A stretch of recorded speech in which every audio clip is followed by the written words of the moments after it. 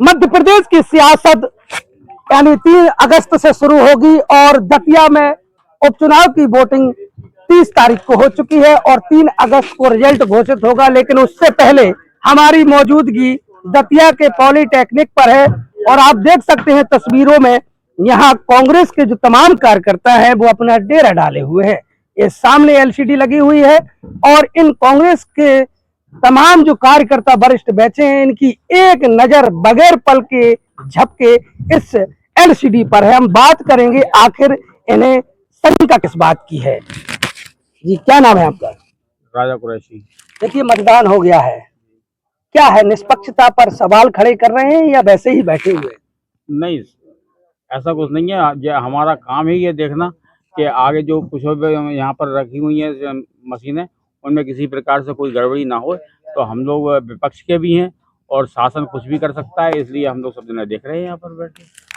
सवाल है कि शासन कुछ भी कर सकता है, क्या आपको इन तमाम अधिकारियों पर और इन सीसीटीवी कैमरों पर भरोसा नहीं है? बेशक सरकार उनकी है और हम लोग बाय इलेक्शन लड़ रहे हैं तो शक की दृष्टि में तो सभी लोग रहते हैं। हम अपना काम कर रहे हैं, वो अपना काम कर रहे हैं, हमें शक है, हम इसीलिए अपना लाइव फुटेज यहाँ पे देख रहे हैं।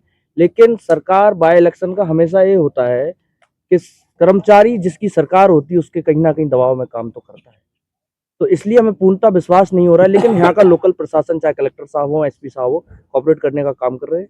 मैं अभी भी स्ट्रांग रूम में होके आया हूँ, अभी जस्ट 10 मिनट पहले भी सुबह से 3 बार होके आया, कल भी होके आया। मुझे वहाँ सारा सही लगा।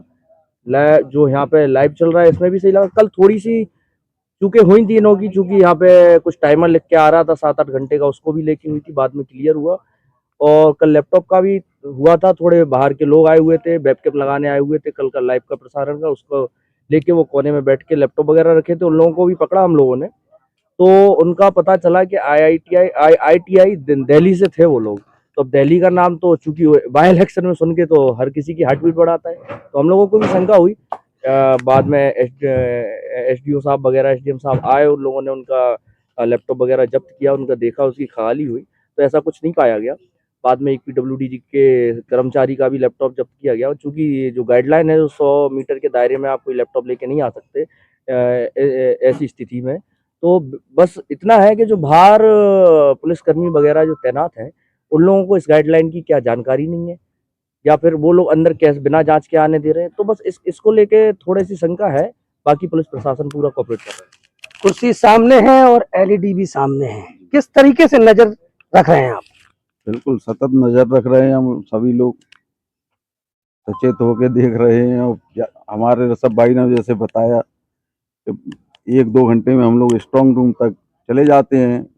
ऐसा तो नहीं है कि यहाँ लाइव ना हो, रिकॉर्डिंग चल रही हो तो वहाँ जाते हैं, कोई जाता है, सब लोग देख लेते हैं कि वो आ रहा है सीसीटीवी कैमरे, तो हम सभी लोग संतुष्ट हो जाते हैं। क्या लग रहा है मन में, आखिर संदेह है?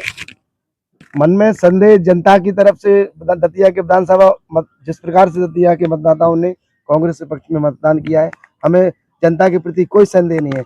लेकिन जो शासन प्रशासन है उसका जो संदेह है उसकी निगरानी के लिए हम सभी कांग्रेस के कार्यकर्ता और नेतागण यहाँ बैठे हुए हैं। आखिर कब तक आप लोग यहाँ डेरे दबाएंगे, चूंकि कल रिजल्ट घोषित होना है? सुबह तक, सुबह 8 बजे 7 बजे जितने बजे काउंटिंग शुरू हो जाए उसी समय।